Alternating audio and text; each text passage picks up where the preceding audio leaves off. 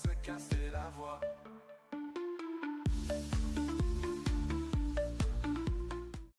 Ah, je peux vous le dire, on a fait un bon choix. On a fait un très très bon choix. Je peux vous le dire. Ce joueur-là, moi, ça fait un petit moment que je l'avais déjà regardé. En le regardant, j'arrêtais pas de me dire j'espère qu'il va venir à Paris. Et sincèrement, on a fait un très bon choix de l'avoir recruté. Ce joueur-là est beaucoup trop fort. Que ça soit défensivement, offensivement, il apporte un plus au milieu. Il marque des buts. On n'a pas de joueur qui marque, c'est Joao Neves qui marque. Sur une reprise de volée, bon, on va parler aussi du centre de Hakimi qui est exceptionnel. Il le voit lever le bras, il lui centre le ballon dans les pieds. Mais la reprise de volée, les gars, il n'y a rien à dire. On va tous dire, ouais, la reprise de volée est simple parce que le centre est magnifique. Non, parce que je crois que si je dis pas de bêtises, il est à l'extérieur de la surface. Faut savoir bien équilibrer le corps. Faut savoir où la placer. Faut regarder le but. Faut prendre des informations très rapidement et pouvoir, comme j'ai dit, équilibrer le corps pour que le ballon ne parte pas en l'air, ne parte pas dans tous les sens. Et la frappe est pure.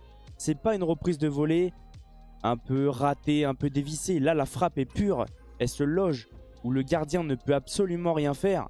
Et sincèrement, ce joueur-là, mais Luis Enrique, il a trouvé un joueur où il peut être possible de le mettre partout. C'est un joueur qui peut jouer à toutes les positions, qui peut apporter un plus au Paris Saint-Germain n'importe où. Défensivement, on l'a vu en deuxième mi-temps, il est plutôt à l'aise défenseur gauche, même si ce n'est pas son poste de prédilection. Il est bon en 10, très avancé, et il peut être très bon aussi en 8, en 6, partout. C'est un joueur très fort, et surtout, il est très jeune. Il a une énorme marge de progression, surtout sous Luis Enrique. Moi, ça me plaît énormément. En tout cas, aujourd'hui, on se retrouve pour un débrief. Bienvenue à tous sur la chaîne. Et sincèrement, je dirais que j'ai pris du plaisir malgré tout. Même si oui, il y en a beaucoup qui vont dire c'était un match assez fermé. Le Paris Saint-Germain n'accélérait pas. On le sait, on le savait. J'ai pas arrêté de me répéter dans ma vidéo pronostic pour tous ceux qui ont envie d'aller la voir. J'ai annoncé victoire du PSG 2-0, 3-0. Bon, on n'était pas très loin. Mais sincèrement, je m'y attendais. Retour de trêve, Ligue des Champions qui arrive très rapidement. Les joueurs vont avoir la tête ailleurs, malgré tout. On l'a ressenti. Les joueurs n'avaient pas non plus envie de jouer les actions à fond. Même si c'est dommage, les joueurs n'ont pas envie de se blesser. On a déjà beaucoup d'absents. Nuno Mendes ne sera probablement pas là. Et il y en a d'autres. Je ne sais pas si des joueurs seront là. On ne pourra pas compter sur Kimpembe, Hernandez, Ramos, tout ça encore. Tu rajoutes Nuno. Je pense que là, la position de Joao Neves, c'est dû à la blessure. Et je pense que Joao Neves jouera défenseur gauche.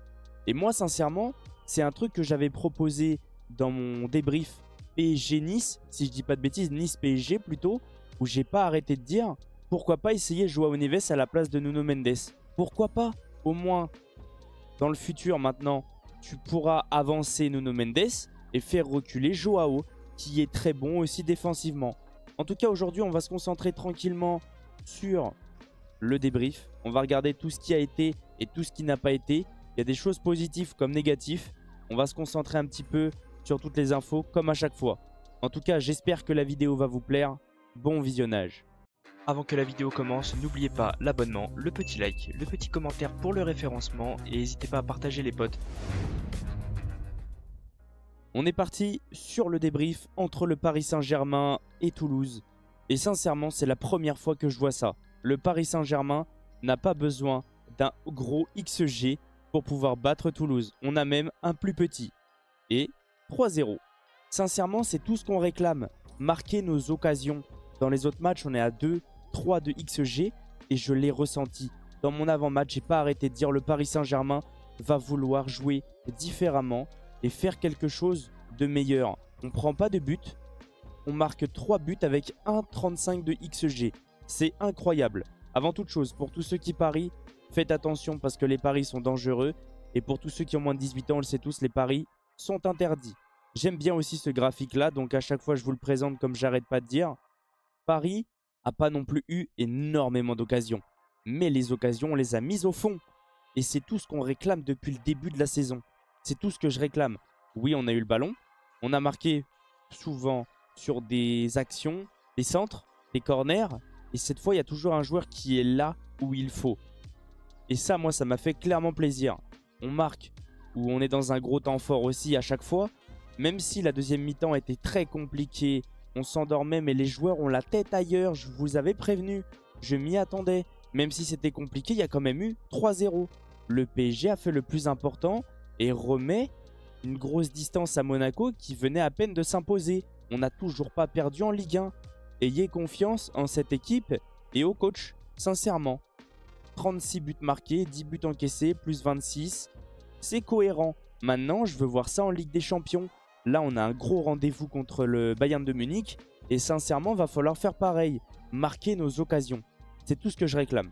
Au niveau des stats, on le voit, Paris à la possession, comme d'habitude. Mais fait pas non plus autant de passes. Je peux vous montrer, si vous voulez, les statistiques du Bayern de Munich, qui a 900 passes dans le match. On fait pas non plus tant de passes que ça des fois. Hein. Des fois, oui, ça monte. Mais là, on est sur un bloc bas. On a essayé de jouer. Une fois que Paris a marqué, c'était peut-être un petit peu mieux à part le retour de la deuxième mi-temps. Mais sincèrement, ça allait quand même. Même si des fois, c'était lent. Même moi, des fois, je me suis endormi. Mais sincèrement, on le sait. Paris a peur. Paris est focalisé sur le Bayern. En Ligue des Champions, c'est très compliqué. Donc je pense que les joueurs ont la tête là-bas, même le coach. Même s'ils ne vont pas le dire, ils ont la tête là-bas. Et on avait beaucoup d'absents aussi, les gars. Vitinha est rentré après. Marquinhos n'était pas là. Nuno Mendes n'était pas là. Il y a des absents à Paris aussi, bien sûr. C'est ça aussi qu'il faut repérer pendant le match. Ne pas mettre que du négatif. Alors, Paris a eu 1,35 de XG contre 1,38 si je dis pas de bêtises. On est à peu près, ouais, voilà, ouais, 1,39. Toulouse a plus. Et Paris gagne 3-0. Ça me plaît. 17 tirs à 11. 8 cadrés à 2. 2 grandes chances. Ils en ont eu 2, je crois. 4. 4 grandes chances. 4 grandes chances manquées.